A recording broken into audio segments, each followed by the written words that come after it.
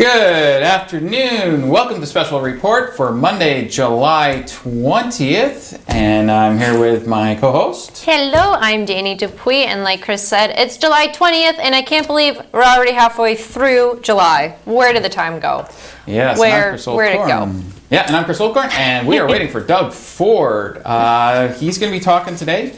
As well as Christine Elliott, our Deputy Premier and Minister of Health, will be there, and Rod Phillips, the Minister of Finance. We are going to go to weather now, but just before we go to weather, we will cut directly from weather to Doug Ford if we have to, and so we're going to run the weather now. What's going on, Daniel? Thank you very much, Chris and Danny. Good afternoon, Sault Ste. Marie and Algoma. You're going to see a view from this morning. We had some clouds kicking around and that fog that was, early in the morning. It cleared out, and now you're going to see a live view of downtown Sault Ste. Marie and our waterfront, the pavilion, and the bridge. The sun has made a comeback, and we are going to see mostly sunny for the rest of the day as the clouds move out, and then we will cool off into the evening. And this live view is sponsored by wirelesscom.ca. You can visit them on their website for more information on their services. All right, getting into your regional temperatures. Your expected highs for Northern Ontario today: 26 in Thunder Bay, 18 in Wawa, you are the cool spot, 20 in Timmins, 19 here in Sault Ste. Marie, 23 in Elliott Lake, and 22 in Sudbury. Getting into your lows for overnight: Thunder Bay 12 degrees, Wawa, you're going to hit single digits, 9 degrees overnight. That's a little bit cool, so make sure you got your sweaters or your blankets. You won't need your air conditioner tonight. 13 in Timmins, 13 here in Sault Ste. Marie overnight as well, and 14 in Elliott Lake, 15 degrees in Sudbury. All right, getting into your 3-day forecast. So Tuesday, we're going to see seasonal temperatures of around 24 degrees, mainly sunny. And then as we get into the evening and into overnight, it's going to get down to about 16, and showers are going to move in as another system comes through. As you can see on Wednesday, only a high of 23. We are going to see some showers most of the day, 60-70% chance as that moves through. And then we are going to see a low of 16 as well on Wednesday night. Things will clear up though, and Thursday high pressure comes back. We're going to see a high of 29 degrees. There's going to be humidity again. That's coming back. So we will see some sun and then a low of 17 overnight. Now following through. Over the weekend, hundreds of restaurants and bars, gyms, theaters, and personal care services, hundreds of businesses in 24 regions across the province open the doors again. This is good news. It's a clear sign that we're on the right track. It's a clear sign that we're making steady progress. Tens of thousands of people are getting back to work, but we can't stop. And we won't rest until all of Ontario gets to stage 3. We won't stop until every worker in Ontario gets back to work and back on their feet. And today, we have more good news for Ontario families, businesses, and communities. The following regions will be able to enter Stage 3 on Friday, July 24th at 12:01 a.m. Durham, Haldimand Norfolk, Halton, Hamilton, Lambton, Niagara, and York Region. As of Friday, thousands of more businesses will be able to open up. And we'll be there for them when they do, because we're all in this together. And for the other regions who are entered Stage 2 later in the process, please be patient. We'll get there very shortly. We've been working with Mayor Tory and mayors in Peel and Windsor regions, along with their public health units, to assess the situation and find a way forward. We know as a province that we can't ease up. We can't give this virus an absolute inch. And part of the process is learning from other jurisdictions about what works and what doesn't work. And we're always prepared to take additional steps to strengthen public health measures based on the advice of our experts, because we have to stay vigilant and we have to stick together. My friends, it starts with simple actions. Visiting your local restaurant or small business, shopping local, buying Ontario made when you're out at the grocery store or hardware store. Because if we all take those simple actions, we can make a big, big difference. Billions of dollars in economic activity, more jobs, more opportunity, the chance to build a better life for you and your family. We all have a part to play in rebuilding this province together. Thank you, and God bless the people of Ontario. Now I'll pass it over to Minister Elliott. Thank you, Premier, and good afternoon, everyone. Thanks to the considerable and ongoing efforts of all Ontarians to stop the spread of COVID-19, 7 more regions will enter Stage 3 this Friday. This is in recognition of positive local trends in public health indicators and a decision that was made in consultation with our Chief Medical Officer of Health. Physical distancing, wearing face coverings, practicing good hand hygiene, and keeping our social circles safe, they will all remain critical as we continue to safely reopen Ontario, as will case and contact management. To that end, our government has made considerable progress in strengthening and standardizing case and contact management through the implementation of a new custom-built COVID-19 system. We are starting the long overdue work of replacing fax machines and repetitive data entry with a streamlined process using cloud-based software. On July 17th, the first cohort of health units began using this new custom-built case and contact management system, including Peel, Kingston, Frontenac, Lennox, Addington, Grey Bruce, and Halton. Weekly onboarding of additional health units is planned in the weeks ahead, with the final cohort scheduled for the end of August or early September, ahead of a potential second wave. By implementing this new system, we can enable local public health units to accelerate case and contact management to quickly identify new cases and more effectively contain the spread of COVID-19. Doing so builds on our government's ongoing efforts to protect the health and well-being of all Ontarians.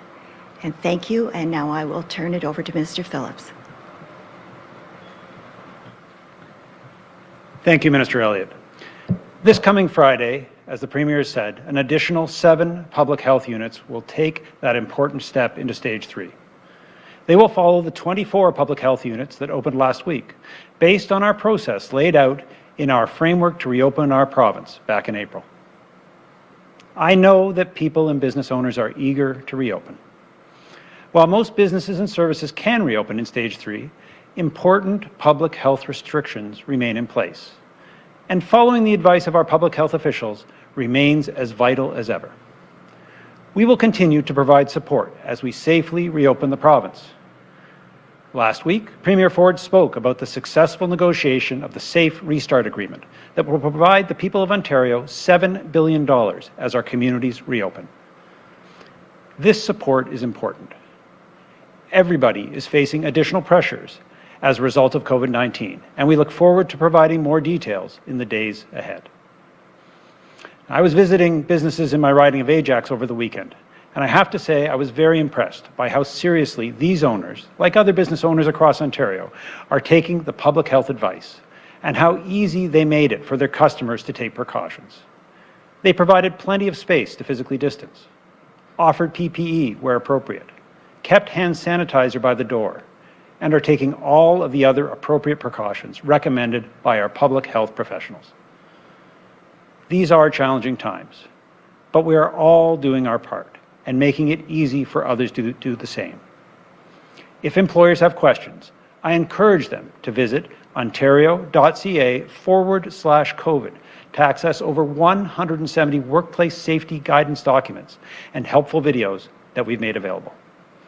They can also call 1-888-444-3659.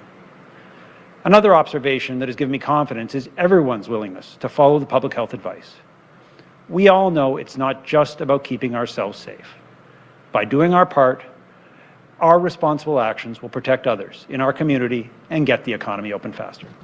Thank you. Okay, we'll go to the phone line for questions. First question. First question comes from Lucas Meyer from News Talk 1010. Please go ahead. Hi, Lucas. Good afternoon. Thank you very much. Premier, and the health minister as well, aside from the fact that you want those 4 full weeks of data, which will be marked by this Wednesday, I'm curious, you've spoken a lot about the key things like lower cases, hospital capacity, et cetera.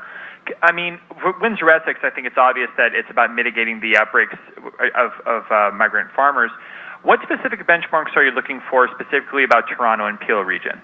I'll pass that over to the minister.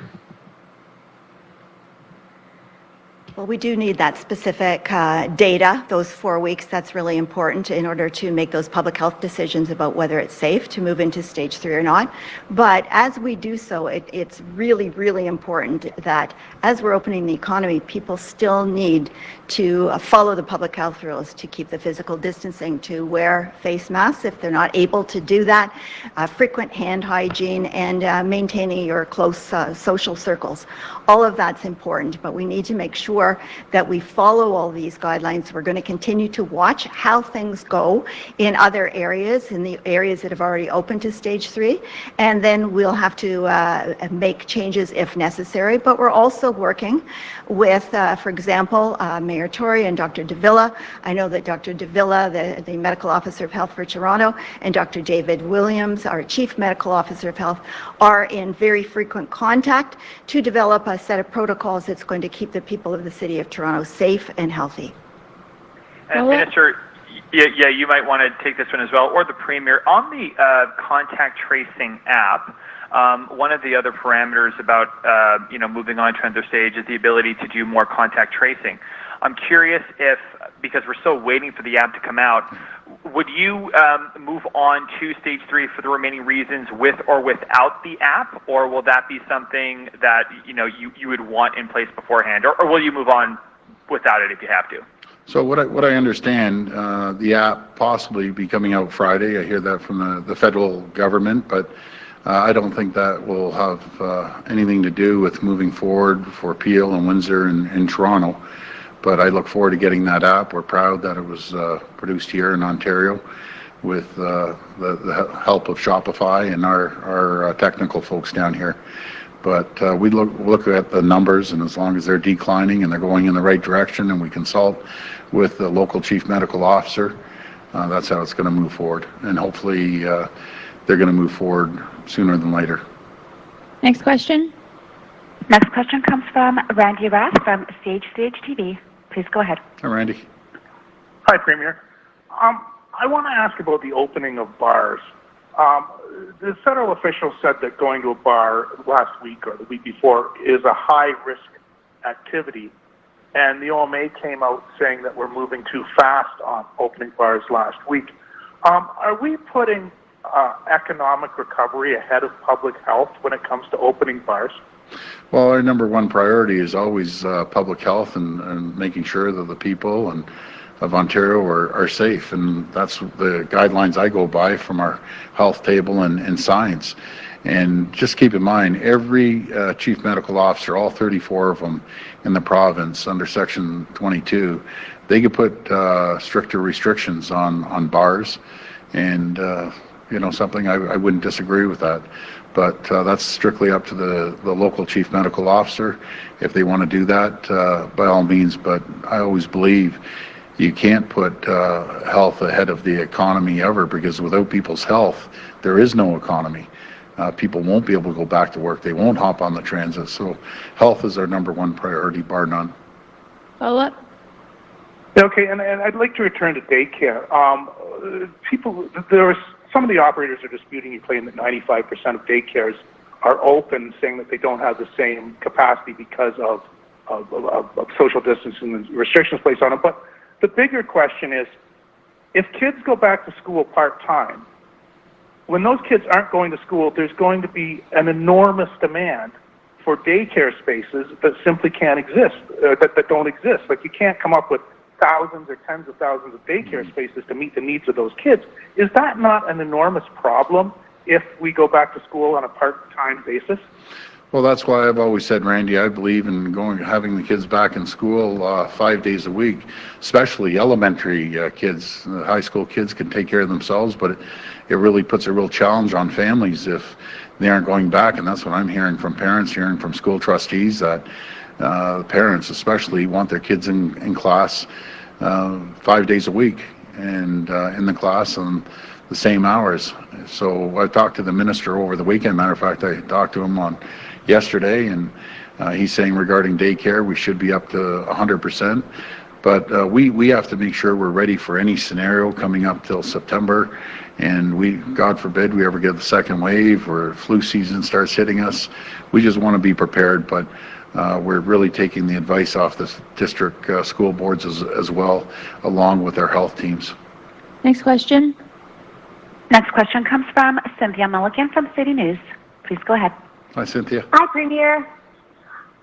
Premier, I've noticed in looking at the data that the group that is increasing the most in numbers of COVID positive tests are under the age of 39. So, for example, today we had 52 in the 20 to 39 range, 23 in the 19 and under. Do we have a problem in reaching young people in the importance of this? And it's been suggested to me that they're not buying into one bubble, that they're kind of cheating on their bubbles and creating multiple bubbles. Yeah.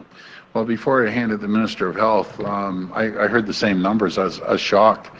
But just a message to our young people, you have such a future ahead of yourselves, and you may feel you're invincible and you'll get through it. It's not just about yourself getting through it. Yes, you're healthy, you're young. It's about your parents and your other family members and your grandparents. That's what you have to think about when you go out and say you go to a party or something. That's who you got to think about. Everyone loves their parents and cares for their parents and their grandparents. Do the right thing. Don't go to these parties if they're there. It's not worth it. You're healthy, you're young, you may get through it, but it's going to be a different story for your parents and your relatives and the loved ones that are part of your family. I'll pass it over to the minister. Well, we do know there's a certain amount of COVID fatigue among our young people right now, and I know that that's been after months of not seeing your friends and being able to do things with them and socializing, but please, as the Premier has indicated, please remember that as we're opening up the economy, it is more important than ever before to please follow the public health rules. Please do the physical distancing, please wear face masks, please do the frequent hand washing and so on, and please maintain one social circle. It's vitally important. We've got to prevent the transmission of COVID-19. We don't want to see a large second wave. In fact, I'd prefer we not see a second wave at all, but we all have to do our part. So please continue to follow these rules. Follow up.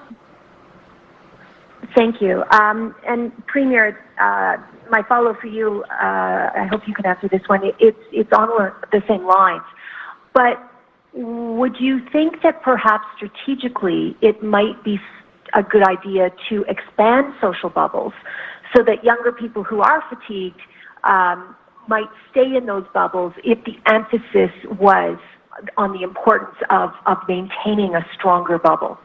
Well, that's something that we would talk to the Chief Medical Officer of Health and about expanding the bubbles. I think eventually we'll get there, but it's really, Cynthia, and we have such bright young people in our province.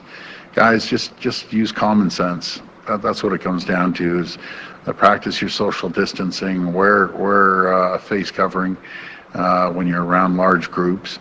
And don't worry, we'll get back to having good times and everything, but we just can't go to these big parties at all. That's where the problems start. Next question. Next question comes from Lorenda Redekop from CBC News. Please go ahead. Hi, Lorenda. Hi there, Premier. We keep hearing from experts that opening bars and restaurants is putting those businesses before kids, with concerns that opening indoor dining is going to be resulting in a spike. What's your reaction, and what will your government do? Well, I always said right from day one that everything's on the table. And if the medical team, the health team, says we shouldn't be opening the bars, or let's rephrase that. Maybe the physical bar cut down half the people that typically go into a restaurant or a bar, make sure they stay seated. And I did receive that letter from Mayor Tory, and they're all great, valid points, and that's an option for the health team to come up with the right answer. But also, I just want to remind everyone, be it Toronto and Peel Region, by all means, if you want to do that, you have the powers to do it. Matter of fact, every region in Ontario has the powers. It's such a large region. We can't compare Toronto and the GTA with, I always use Kenora because I love Kenora, but you can't compare it to Kenora or other smaller rural areas in the province. But again, everyone has the authority to make the changes, the chief medical officers, the local ones. Follow-up? You mentioned the letter from Mayor Tory. He's calling for things like requiring restaurants to keep a log of patrons for the contact tracing. What is your government looking at when it comes to those suggestions? Yeah, so the logs are already keeping them, what I understand here in Toronto, but I think it's the same practices no matter where we go in the province. And by the way, I'm so proud of the businesses, the places I've seen, no matter if it's small mom and pop shop or larger businesses or restaurants. Man, they're doing a great job, and everyone's pitching in. They're following the protocols from the chief medical officers, and I just want to thank them. Everyone's trying their hardest and doing their best. So again, I'd go back to making sure that you check with your chief medical officer, your local one, and follow the guidelines. We have 170 different guidelines over at the Ministry of Labor. So that's what I would do. And everyone's doing a really, really good job. But bars are an issue, we'll address that. Next question. Next question comes from Christina Tanalia from CP24. Please go ahead. Hi, Christina. Hi, Premier. Hope you're well. Actually, Lorinda addressed some of my questions. Do you have a question for Rod? He's sitting there back there lonely, Christina. Look, he's just itching to get up here. Throw him an economic question. Well, okay, actually, I have an economic question for you. When will you publicly announce the amounts that municipalities will receive from the federal government? I know you said last week that a decision would be made on the funding this week. So when will you announce it? When will we know more? And also, you were asked last week about how much, if anything, the province will be matching. There is the guideline that there needs to be some amounts that are matched by the province. So how much will you match? You didn't say last week. Yeah, well, this is a great question for the Minister of Finance. This is right over the plate for you, Rod. Thank you, Premier, and thanks for the question. So it did take about 6 weeks to negotiate under the Premier's leadership and the other premiers these arrangements with the federal government, the $19 billion deal that was inked last week. So it is going to take us a few days to work our way through the exact nature of how that's going to be distributed. Of course, there's funds related to municipalities, transit, as well as other important areas. So in the days ahead, we'll have more information on that. We have had a great relationship working with our 444 municipal partners. They've been great advocates for this, and I think led by the Premier, our government has said we're going to make sure that we work with them to make sure that they have the tools. So that'll be in the days ahead, but there'll be more to follow later in the week. Okay, thank you, Minister. Premier, my follow-up is NDP leader Andrea Horwath is calling on your government to conduct an independent preparedness review of the government's response to COVID-19 and, of course, the readiness for a potential second wave. What do you think about that? Is that necessary? Is that something that is going to just cost the government a lot of money, and you're thinking here that this is something that you're already on top of every day? I mean, do you need an independent preparedness review? I don't think we do right now. We're always under review on a daily basis. We've been very transparent. I'm up here on a daily basis answering the questions. We have commissions going on to find out what are the issues or confirm the issues. We know there's a lot of issues at LTC, long-term care, but so far so good. As long as we continue communicating with the people and the stakeholders and the medical professionals, And I think everyone's moving forward in the right direction. There's always room for improvement, and by no means are we close to finishing this battle. We're right in the midst of it right now. We can never let our guard down for a second, not even for a second. So as we move forward, we're all learning, and I got to give a shout out to the media again. You bring stuff to me, and it's great stuff, because you're the ears and eyes out there, along with the 14.5 million people. When my phone's ringing off the hook, they're the best ideas that come from folks like yourself, from people out there. And when I'm taking my tour, the only way you can really see firsthand what's going on is when I went down to Leamington and Kingsville and talked to the farmers and the mayors and just other regions. That's how you get the pulse of the people, by getting out there, not being stuck in this Queen's Park bubble that all you hear is other politicians. Talk to the real people out there. Listen to the real stories, the pain they're going through, businesses, the pain they're going through. That's how you get a real reality dose, by getting out there and talking to those folks. Next question. Next question comes from Robert Benzie from the Toronto Star. Please go ahead. Hi, Robert. Hi, Premier. As part of the deal that you signed with Ottawa, the 10-day paid sick leave is part of that, is my understanding. Does that mean that Ontario is now abiding by that? Because you had expressed concerns about the 10-day paid sick leave. Yeah, before. I just, myself and many premiers, I think there was one premier, John Horgan, that wanted it, and God bless him, he's a great premier, but the rest of the premiers, we just haven't been hearing about that. But the feds are going to, they're going to move forward with it, and I support it. At the end of the day, if that's what they want to do, that's great. I'm going to pass it over to the Minister of Finance. Yes, so a part of that $19 billion does reflect, I think, just over $1 billion of support for that program. The federal government is going to administer that program, and we'll look forward to finding out the details of how that needs to be approached. But obviously, they've been good partners, and we'll continue to work with them in the best way possible for the people of Ontario. Follow-up. And and on a slightly different subject, Premier, last week you said that we would know soon, perhaps this week, about who would lead the independent commission into long-term care. Just wondering, is that still on tap for this week? Are we going to see the person or persons who will lead this commission? And when will that commission report back its findings? Well, definitely before the end of the month, and we're heading up to the end of the month. Robert, honestly, I can't give you an exact date, but I know I've mentioned to him we need to make sure we get this out by the end of the month and get moving on it. So I'm just as anxious as you. And I'm staying totally independent, staying away from it. I'm letting the ministry look into it and make their choice. And I want to hear who's going to be on the panel, but I want a frank discussion. I want them to verify what we know already and confirm the issues that we've seen, all of us have seen. Nothing's been hidden, so we are going to fix this challenge that we faced in long-term care. Last question. Last question comes from Travis Danrush from Global News. Please go ahead. How you doing, Travis? Hi there, Premier. Good, thank you. So we're hearing from a lot of Ontario truckers that are nervous about going to the U.S., crossing the border because of the numbers down there. What would you say to those truckers, and is there anything that the province can do to help protect them since they do have to cross the border?